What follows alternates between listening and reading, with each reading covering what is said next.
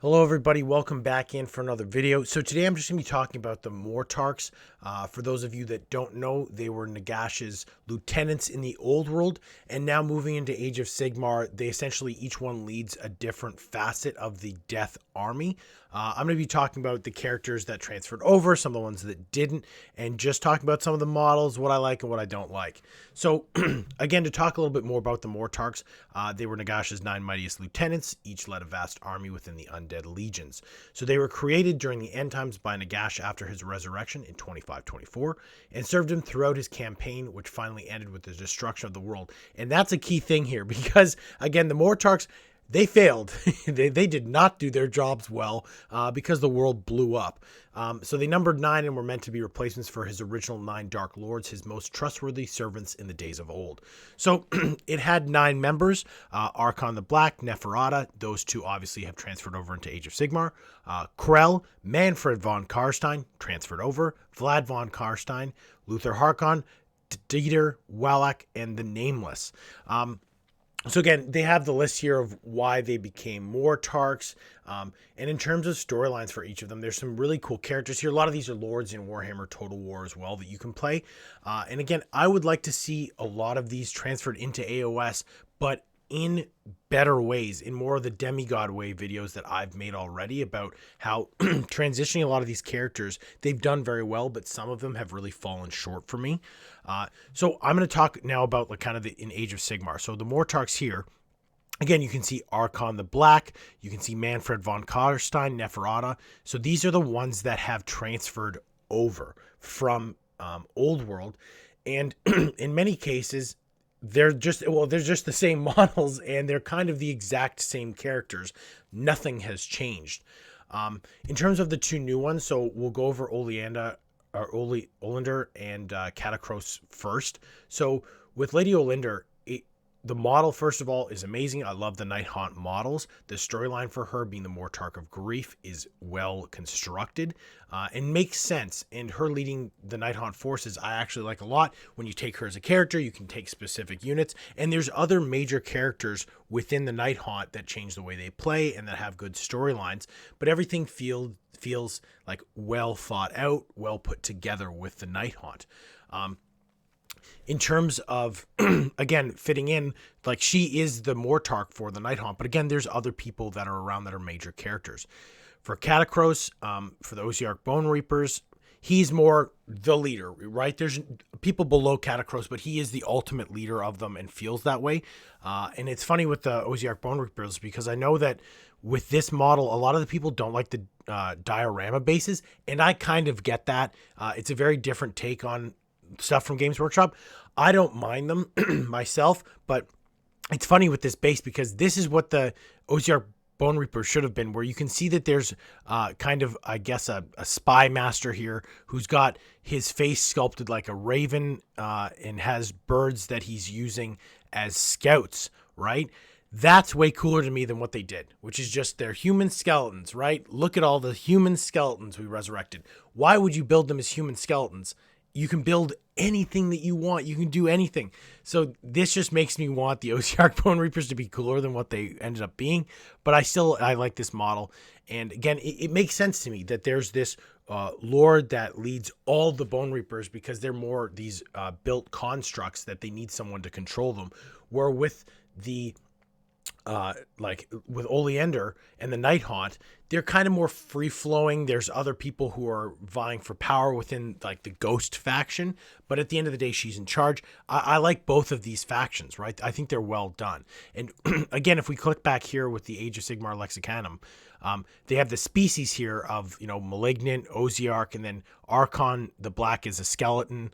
Kind of okay. And then you've got 2 vampires who are both leading the Soul Blight Gravelords, right?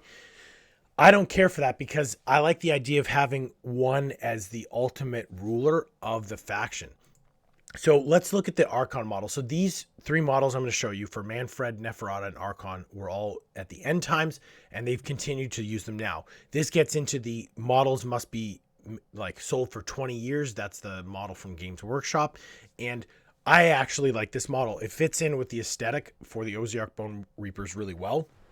However, I would have liked to see Archon change. When you're transferring these characters into Age of Sigmar and saying, oh, they're exact, like Archon's the exact same. And it seems like he has all of his memories. I know that he's not supposed to, but he's the same character. And the look of this actually fits in with the Osiarch Bone Reapers really well. They're kind of based off of the bone and this sort of armor. So him leading them, not leading them, but being part of like the skeletons.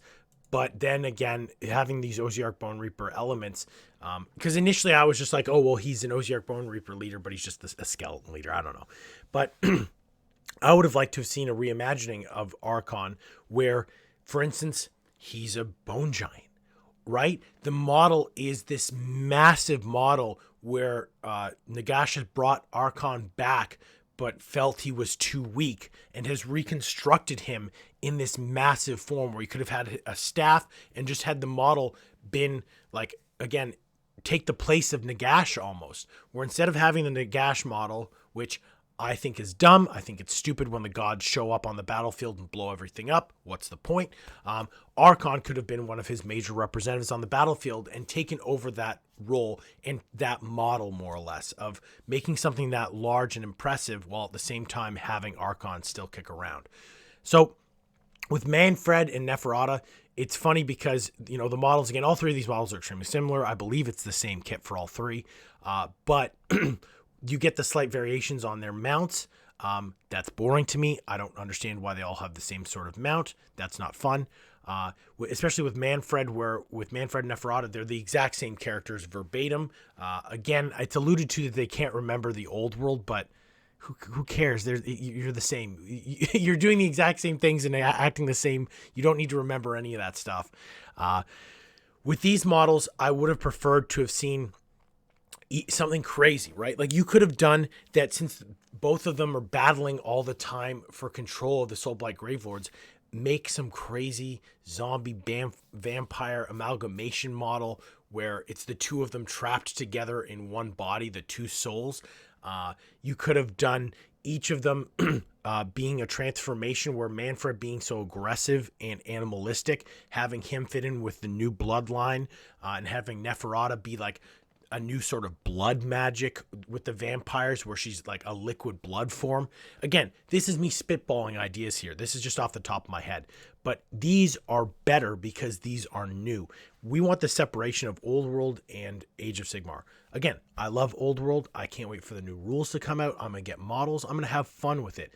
But having Age of Sigmar be the new thing while having the exact same characters in it, I can see why people are hesitant to get involved, because they say that, well, if they're going to keep things the same, why not just keep Old World around, right? And I feel like the only model and character that should fall into that is Gotrek, because he literally teleported basically straight to AOS and was mad about it, which is, I think, actually a good storyline and a funny storyline.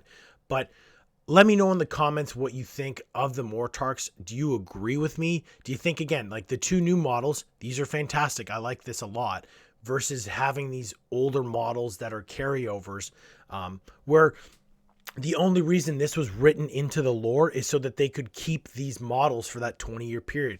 When you're writing lore based off of a sales model for models, I think it's a mistake, and I think you're really kicking yourself in the foot, because it just takes away from everything to do with this storyline of AOS, where some of the stuff is so cool and some of the stuff I think can be done a lot better.